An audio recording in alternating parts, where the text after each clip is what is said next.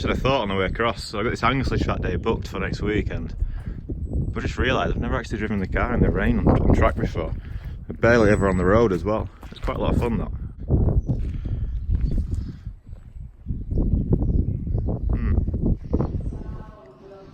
Okay, we're in. We'll have a look over here in a second, sir. Just want to see how this valve cover job looks. Yeah. Even the like looking through the lens of the camera here, like this all looks like. I know if I look with my own eyes, it doesn't look as good, but when I look through the camera, mate, it looks pimp. We clean this up as well. Look, imagine stand squat. That's what I need, one of those. Backup light. What for? Yeah, so I can back up safely. Right, so we're about to see the EG move under its own power for the first time. Perhaps, if the clutch works. That's a test. Battery's dead. What? Did you leave? Was the key in it? Oh. Well, that was a fucking anticlimax. Right, so we're about to see the EG move forward with under its own power. Vroom, vroom, vroom, vroom. Dun, dun, dun, dun, dun, dun, dun, dun, dun, dun, dun. Right, well the MRS is up on the ramp. Just to have a quick check on all the paint markers, which are all looking pretty good. So this is something that I've never really done before, but since having the alignment issues with the MRS, I wanted to make sure that everything was as I left it. This is all before I went to the Nürburgring, and especially that rear engine mount as well, which came loose, which we had to repair with the helicoil. But yeah, that looks good. Still looking strong. Nothing's moved, which is nice. I did the struts as well, but won't be able to see them from the rear. But if you look through the wheel, right, okay, so you can't see, but you can see the marks for the strut from the wheel when it's on the ground, which is quite nice. So anyway, these shifter cables. Right, so we're right under the car here now. Look, there's the rear passenger side wheel, and up there, these two here, they're my shifter cables.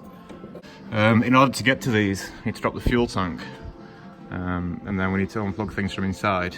But I mean, the fuel tank's not a massive job. It's like 4 12mm bolts and then just a couple of hoses and things. We've got this transmission jack here thing, which I've been eyeing up for the job. I think that should make the fuel tank removal a bit easier. Alright, I've just got the fuel tank off the car. This is supposed to be easy because it's on the ramp and that, right? But the connector, the plastic clip that goes in here, just stole about an hour off me. So I was pissing about trying to get the clip off there. Not much room in that's obviously inside the car you're doing that. There's not much room because of the roll cage where it's located. So you're kind of really awkwardly trying to undo this plastic clip. That was a fucking right waste of time, but never mind. So the fuel tank's off. The only reason we did the fuel tank off is it covers this area here, and that's where the shifter cables actually go through and then go into the cabin. This may be interesting to some people who've asked me about the shifter. About installing the hybrid racing shifter and then the MRS. So I got some cables for it from Hybrid Racing, and the problem was when the cables arrived from Hybrid Racing, they're quite a lot thicker than the OEM cables. This is an old DC5 cable which I run on my Integra, and you know it's not it's not soft. You know, there's still quite a bit of coil in it and stuff. But the hybrid ones were like heavy duty almost, like the cable. Really strong and really I was almost saying over-engineered there, but just, you know, when something's just solid and good, a bit like in Snatch, you know, when the gun's heavy, you know, it's reliable. It's this kind of effect you get with the hybrid racing. But the problem with that is where it comes out of the gearbox bracket at the top, there's just not enough room between where the bracket sits and the firewall for it to curl round.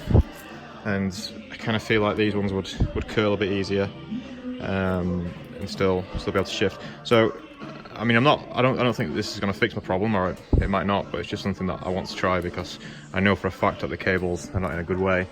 So if we can redo that with the ease of the ramp, you know, we've got a bit more room to see things hopefully and make this job a bit easier. I mean, it's still going to be right twat because it's, let's say, the cables are right up there even, and they're right at the back of the engine bay as well. So if you're trying to do it from up top just to undo the brackets and things like that, it's a twat.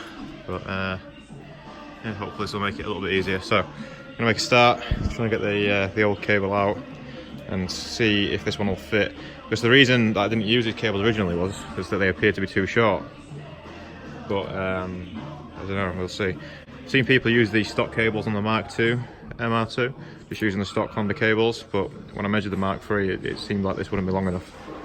But yeah, there's only one way to find out, so let's do that. Right, I've just got the stock cable in the Honda one, but as you can see, it's just slightly too short by about 2 inch, probably.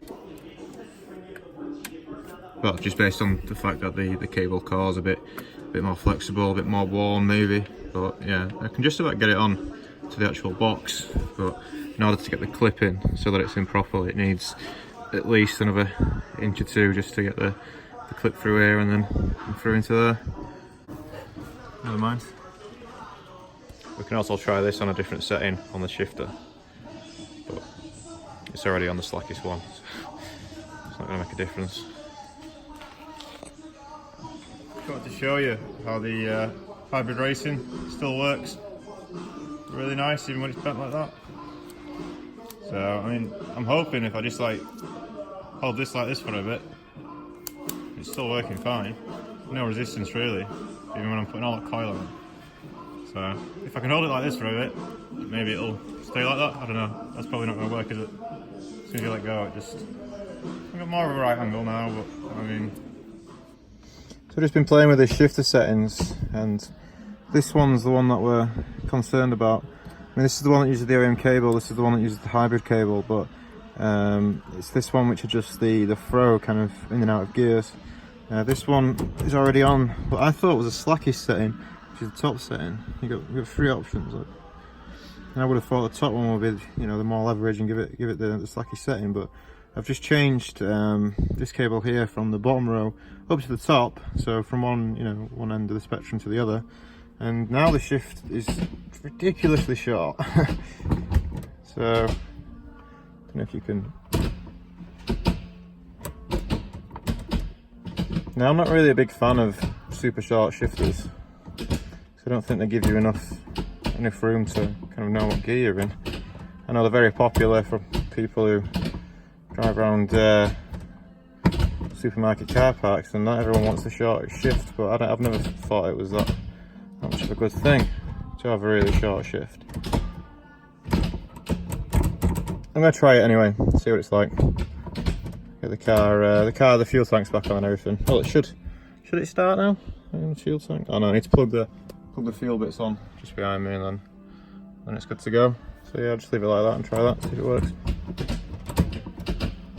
It feels far too close for me, but I mean, we're just parked up, aren't we, at the minute, so I guess we'll really tell when it's out on the road. Right, that's the MRS all back together. It's just started up as well, which was nice, so the fuel system's working again. Cool. Gonna try the shifter out on the way home. I'll let you know when I get home, just a quick recap to see if it's made any difference or how I think it's, well, how I feel. One job left for today really is to see if this EG will move. Chuck's gone, and I can only assume he's gone, left me here with the responsibility of making sure it dries right. That's obviously what he's done. So let's see if it starts. It's been on the charger for a few hours now. Hopefully it'll fire up. Just as a comparison, so we're in Chuck's EG now, and he's got just a stock K-series shifter, but I mean, everything just feels a lot freer. Now, that might be a lot to do with the actual shifter that I've got in the car, with the big springs and stuff that it's got on, but maybe it's the cables too, I don't know. Let's see if it'll start. Oh, that sounds a lot more promising.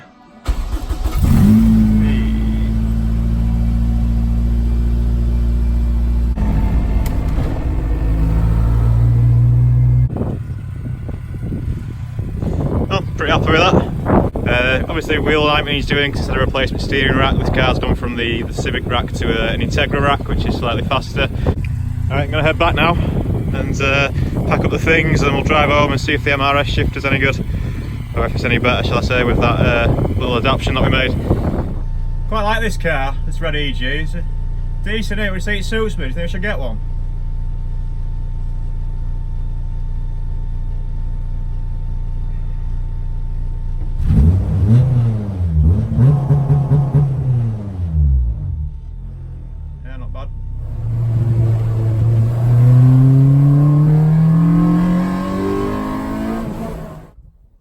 I just wanted to give you my closing thoughts on the shifter now that it's on the what would appear to be the tightest setting, which is strange because the top on this side was the loosest, but this one's the tightest. Anyway, it's so short, like really synchro bashing spec. Like, save our synchros. It was never long before, but now it's like really short.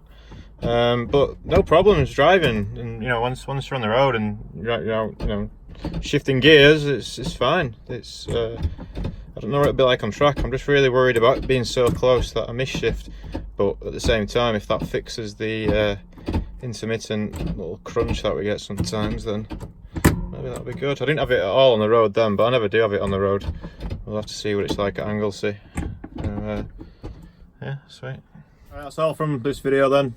So I hope you've enjoyed watching, and see you next time. The next video will probably be Anglesey, which could be pretty interesting because I'm going with a couple of friends who have got cars which I may be able to drive, one of which is a Mazda MX-5 NC 2 litre, and the other one's an E46 M3.